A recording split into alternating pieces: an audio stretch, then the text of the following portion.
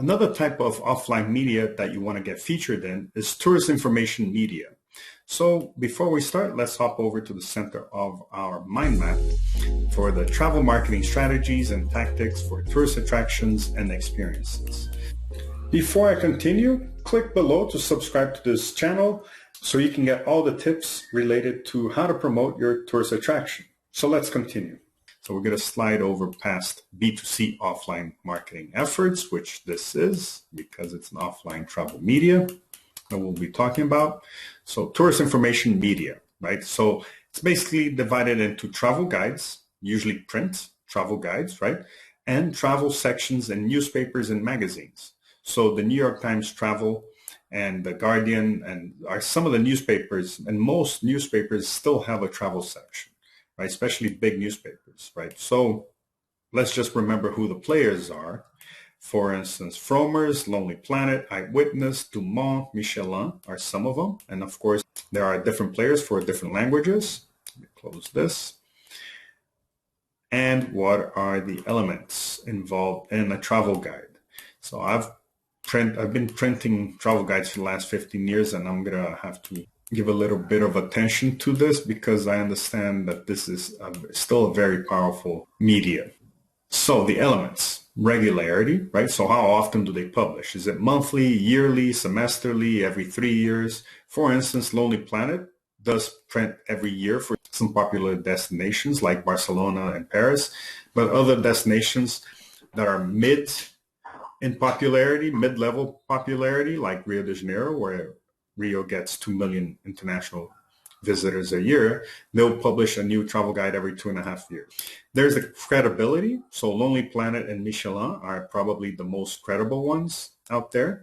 There's a text-to-image ratio, which is basically for instance, Lonely Planet up until a few years ago used to be very text intense, with very few images, whereas the Eyewitness travel guides were extremely visual, not just in photos, but with infographics and cut sections and blow-ups and so on. So in maps, so they did a very good job at the image ratio, and this helps in the quality of the travel guide. If it's too text intensive, it will attract just the type of readership. So who is reading the travel guide? So you might want to ask or figure out who the persona is. For instance, Lonely Planet used to be very big for backpackers, whereas Michelin was mostly for more affluent tourists. And how many copies they're still getting printed, right? So Lonely Planet and Michelin are sold in just about every airport bookstore in the world. So they probably print a lot more than some of the other publishing companies. The other element of a travel guide is the publisher, right? So which company is printing, who is the editor, who's the writer, and who's the photographer. Usually it's these three people involved. You would need to talk to the editor to figure out when the next edition will be done. So you may reach out to the Lonely Planet, Michelin, or any other travel guide that you like, and reach out to the editor and say, hey, when is the next time you're coming to my destination? When are you going to update the travel guide for my destination? And if they have it in their calendar, in the publisher calendar, then they will tell you, and then you can start to line up things so that when their writer and photographer show up, you can do a press trip with them, right? So you're going to offer help, driver guide, lodging, etc. Sometimes you might want to offer more than what you usually cover. Even if you're just a cooking school or just a jet ski rental or just a walking tour, you might want to offer them somehow. You might want to offer lodging. You might want to offer partnership with other things, other tours, so that you can help facilitate them in their planning. So they don't have to spend 3 weeks planning their trip. You can hook them up with all kinds of tours for them, and they will definitely appreciate it and give you a bigger presence in their travel guide. Also, one thing to remember is that you don't want to offer to pay for an editorial. I'm sure a lot of editors and publishers would love to get some money for what they do, but it is very unethical to even offer. So don't say, hey, I'll pay you guys if you featured me in your travel guide.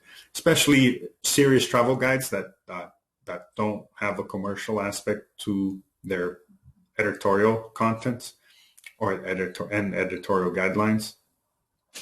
So the writer, right? So you got to offer them a press trip, right? So you got to pamper them as much as you can. So you're not just going to offer them a free ticket and to your tourist attraction. You're going to send a chauffeur to pick them up, or at least an Uber to pick them up and then to drop them off.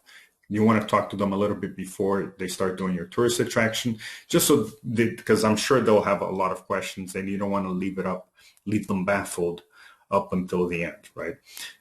Give them a lot of attention over here. Also, since you're a tourist attraction, you might be developing some new products or new services or new experiences. You don't mention the tentative or new products until they've been launched and established. Just because you thought of something or you started selling something doesn't mean it's going to hang around. And they may be tempted to mention your new attraction. And if it doesn't survive, then it'll make them look bad. It'll make their travel guide look bad if they're talking about something that doesn't exist anymore, or that only survived a few months and it didn't test well. So only talk about the solid things that will be still available 3-4 years down the road. Photos, especially if you're getting just a travel writer without a photographer, then you might want to send them your photos so that they can consider for the publication. If they are showing up with a photographer, then the photographer will do most of the photos themselves. But just in case, reach out and say, hey, writer, here's our Dropbox of photos in case your photographer needs something that, or couldn't get a photo that you guys would like to have, or maybe it's a map, or maybe it's an illustration. You can send them a Dropbox so that they can consider it for the layout of the travel guide. And lastly, after they visited after they visited your tourist attraction, loved it, wrote about it, got it published, and the book is out, as soon as it's out, what you want to do is buy as many copies as you can. So don't just buy one copy, buy 10 copies, buy 20 copies, and send a photo of you with 20 copies. And it's really the best way to show your gratitude. Buy 10, 20 copies. They're going to love it. They're going to show, the writer is going to show it to the editor is going to show it to the publisher. Because in the end, this means more sales. It means that more books are going through bookstores. So bookstores are going to order more. So everything just works in favor of this travel guide. And with these 10, 20 copies that you bought, you can gift them out. Why not? These will be great gifts, for your friends or for the travel trade that you belong to. And the photographer, you have to give just the same attention as you give to the writer. So you're going to pamper them just as much as the writer. So the content, what is the travel writer going to write about? So he's going to have text, going to have images, and he's going to have recommendations. This is usually the top 4 things that are in the writer's mind whenever they're talking and recommending things to do in a destination.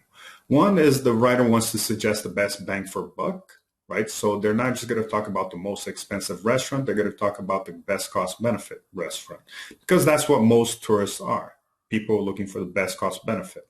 Not everybody is a millionaire willing to spend whatever the restaurant wants, right? Even if the experience is great. Best free things to do. Of course, this is also part of the best bang for buck, because if it's free and if it's something that's fun, then it'll definitely get featured. Coolest and best experiences. So if your experience is expensive, but it is the best and it is the coolest, then you'll definitely get featured. And also where the locals hang out, especially for nightlife and dinners. Most tourists want to hang out they don't want to go to a pub or a bar or a club filled with tourists. They want to hang out with locals and interact a little. So this is what is going on in the writer's mind when they're writing a travel guide. So the tools. One is HARO, which is help a reporter out. Help a reporter out. So you sign up. I'm a journalist, I'm a source. So if you're a tourist attraction, you're a source. You sign up, and especially if you are in a more popular destination like London, Paris, Rome, New York, Miami, Los Angeles, and so on, then you might get some reporters reaching out saying, hey, anybody know a tourist attraction or anybody in the travel business over in Miami that can help me out with a certain question, right? And that's how it works. Basically, it's journalists saying what they need.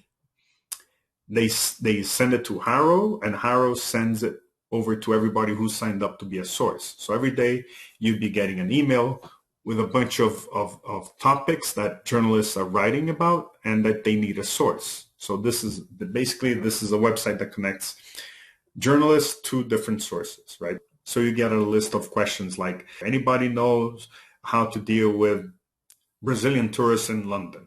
Anybody have special stories of a startup that became a unicorn? Whatever it is, you have a lot of questions, and you want to sign up for those that are related to travel. But then again, just remember, this will definitely help if you're at a major destination. If you're at a smaller destination, the questions might not be very pertinent to you.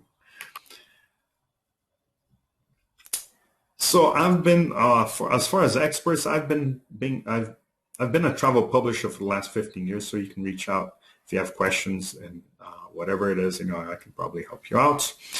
The KPIs for your travel media efforts, right? Your print travel media efforts are: how strong is their recommendation? So Lonely Planet is very strong. Michelin is very strong. Frommer's is strong. There are some other ones. Condé Nast magazine is very strong. And so there's a lot of National Geographic, of course, and so on. So the KPI to figure out whether your efforts are doing well is how strong is their recommendation of you, right? So in other words, do they say this restaurant is okay, or do they say this is the best restaurant? This museum is a nice thing to do, or it's a must thing to do. So this is one KPI. The other one is, did you get images as well as text? Text is easy because, they'll just say, do consider this restaurant. But if they do add a photo of your restaurant, or of one of your dishes, or of your entrance, of your setting, or of the view from your restaurant, whatever it is, then that definitely helps you stand out. So similar to travel publishers, and everything that I've said regarding travel publishers applies also to travel sections in newspapers and magazines. So Condé Nast Traveler, Nat Geo Magazine, National Lonely Planet Magazine, New York Times Travel, and airline magazines, right? So just about every airline has their own magazine, and they usually cover different destinations. So if you can, and this may be a little cumbersome for you to do because there are a lot of magazines, especially if you are at a destination that gets a lot of flights from different airlines. So you might want to get your Convention and Visitors Bureau or your tourism board to do this work for you, right? And in case they haven't done it, you might want to walk them through it. But it's basically, you got to find out who the editor of the magazine is. So who does the one for American Airlines? Who does the one for British Airlines? Which publishing company does? Find out who the editor is, and then contact them as a destination instead of just you and your restaurant contacting the editor. If your tourist attraction is contacting the editor, it may seem a little minute. It's too small of a deal for you to be contacting them. But if it's the destination, then they might reply and say, hey, we're going to cover your destination next 6 months from now, or next year, or something. It's already in our editorial calendar. Another thing to remember is that a lot of these airline magazines, they do charge a destination, and it isn't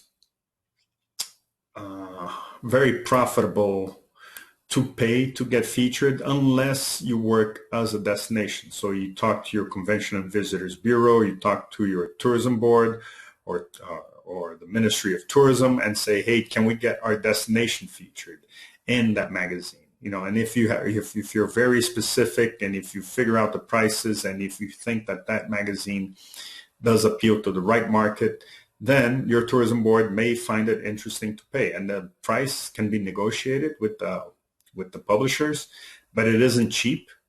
It's not something that just a few tourist attractions can afford. It's usually in the over $50,000 to get an article about your destination, but it is worthwhile considering if there's a bigger association or tourism department involved.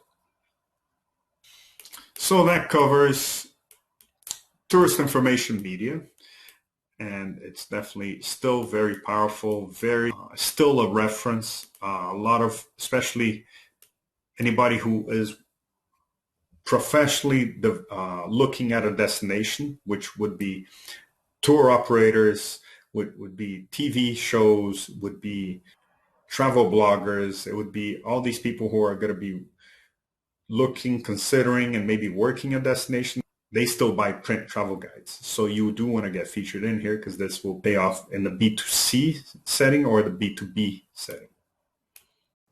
I hope you found this video useful. If you'd like to receive more, just hit subscribe. That will keep me motivated to keep on producing more videos like this so that you can get more and more content on how to promote your tourist attraction. Second, visit mindmap.works so you can access links to resources regarding all the tactics covered in this video. Thirdly, contact me at chris@mindmap.works with any question. We can try to reply directly by email, but if it's more complicated, we might set up a consulting hour or two. My name is Cristiano Lemos. See you in the next video.